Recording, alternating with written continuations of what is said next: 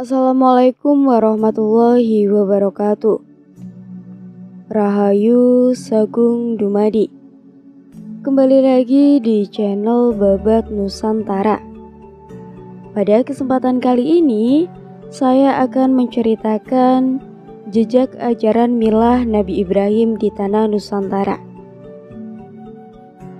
Tidak usah berlama-lama lagi, mari kita masuk ke ceritanya. Ketika Maharaja Purnawarman, yaitu Raja Tarumanegara yang ketiga, berhasil dalam upaya penggalian Sungai Gomati dan Candrabaga sepanjang 6.112 tombak atau sekitar 11 km. Ia mengadakan selamatan dengan menyedekahkan 1.000 ekor sapi kepada kaum Brahmana. Apa yang dilakukan Maharaja Purnawarman sangat mirip dengan ritual kurban yang dilakukan penganut milah Ibrahim. Peristiwa ini memunculkan pendapat kerajaan Tarumanegara. Sejatinya adalah penganut Braham atau ajaran monotisme peninggalan Nabi Ibrahim dan bukan penganut agama Hindu, yang jelas-jelas sangat menentang pengorbanan dengan hewan sapi. Sebagaimana tertulis pada buku fashion catatan mengenai negeri-negeri Buddha di halaman 15. Di dalamnya berisikan catatan fashion sepulang dari India di era tahun ke-7 Kaisar atau 411 Masehi. Pada persinggahannya selama 5 bulan itu, ia menulis, "Kami tiba di sebuah negeri bernama Yapoti. Di negeri itu agama Braham sangat berkembang, sedangkan Buddha tidak seberapa pengaruhnya.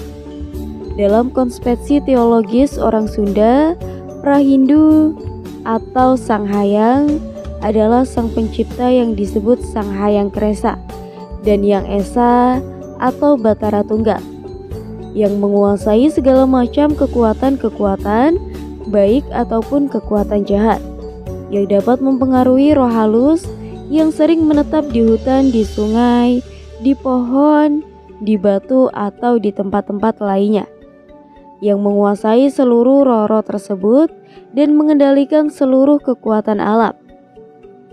Pada masa masuknya pengaruh Hindu, konsep yang terpelihara karena semua dewa tunduk dan takluk.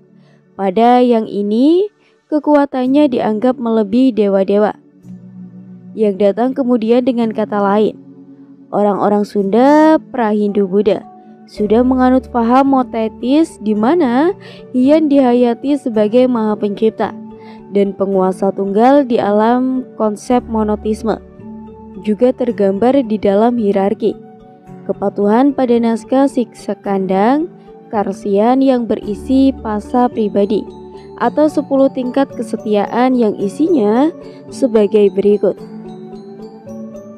Anak setai bakti ke aba pamajikan setai babak 3 salaki kawulo satya baki kandungan semasa tiap babak 3 wadu satya bakti keamanan tri menteri sakya bakti kanu mangan nunanga satya bakti.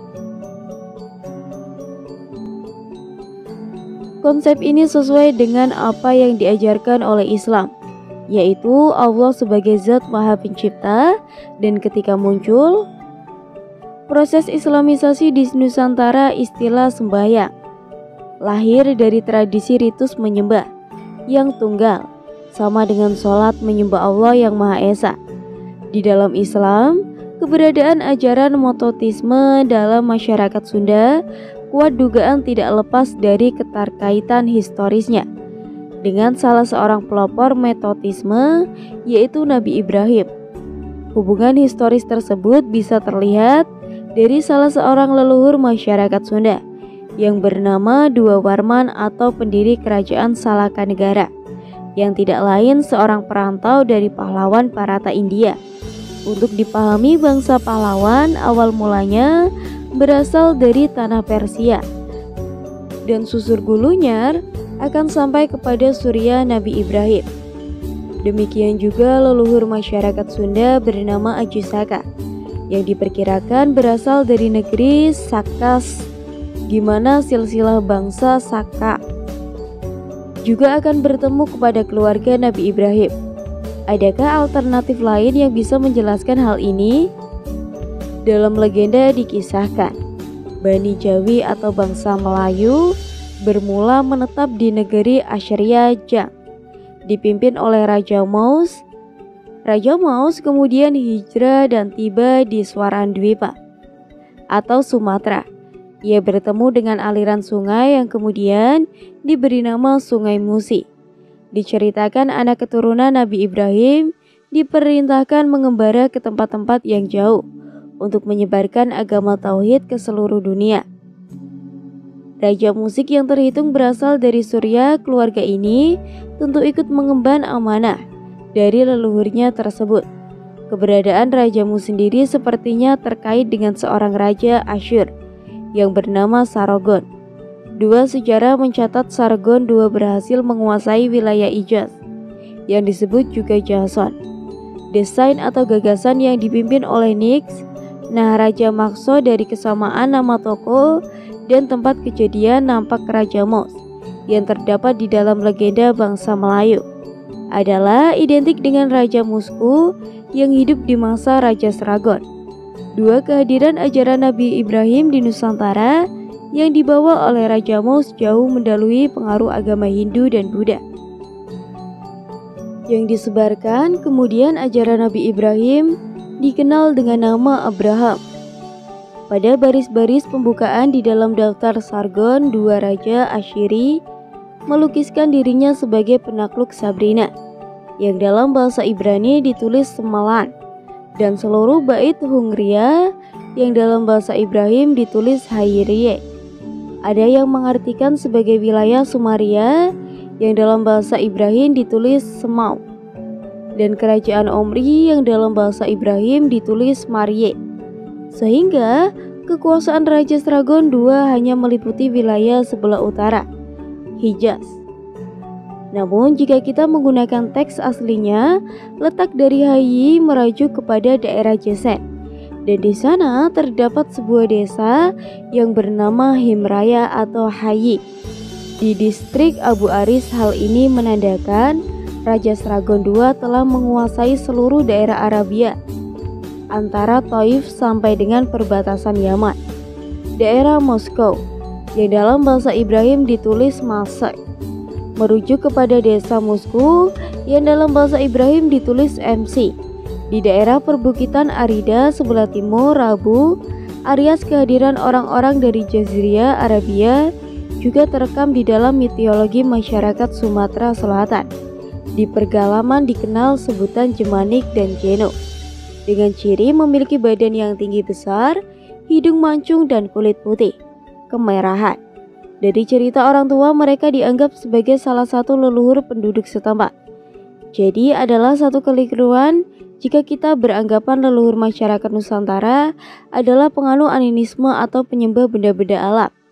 Leluhur Nusantara di masa purba telah memiliki keyakinan mototisme yang disebut ajaran Kapetian, walaupun penyebutan lain akan kita jumpai di masing-masing daerah, seperti istilah Sunda Witan pada suku Sunda Kejawen, pada suku Jawa Karingga, pada suku Dayak juga Memaling, pada suku Batak Tumandrung, Ilaligo di Sulawesi Tirta, di Pulau Bali, dan lain sebagainya.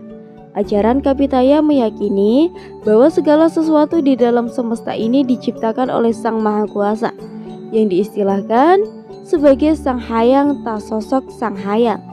Taya memiliki makna zat yang tidak bisa didefinisikan, yang tidak dapat didekati dengan pecah indera.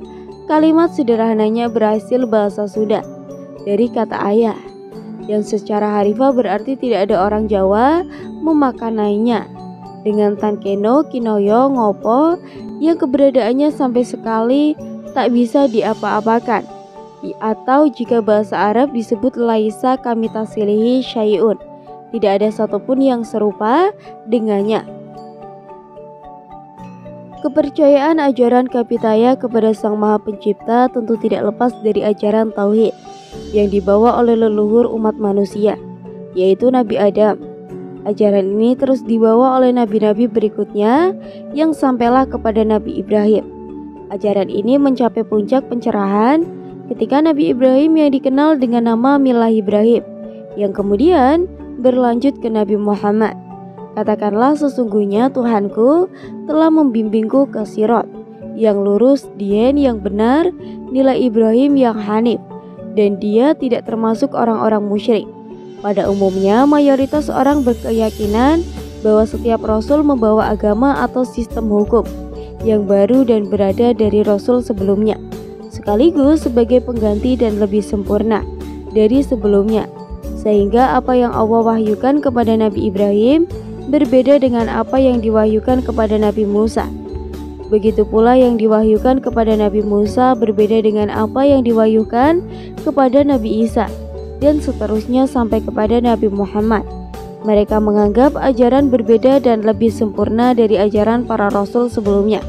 Padahal semua rasul diutus untuk mengembalikan manusia kepada fitrahnya, yang sejatinya siapakah yang lebih baik dirinya daripada orang yang memasrahkan wajahnya kepada Allah, sedangkan dia mesin dan mengikuti Millah Ibrahim yang hanif. Allah telah menjadikan Ibrahim sebagai kekasih dari dua ayat, kata din, dan bila keduanya sering diterjemahkan menjadi agama, perbedaannya silakan ditanyakan ke ustadz favorit masing-masing.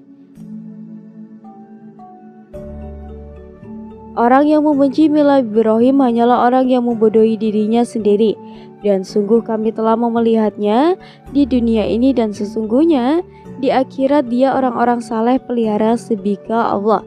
Siapa yang lebih baik sibakannya daripada Allah yang harus dikerjakan apabila peradaan Siratal Mustaqim bin Ibrahim Millah Ibrahim yang hanif dan sibaka Allah tidak mungkin semuanya arti agama.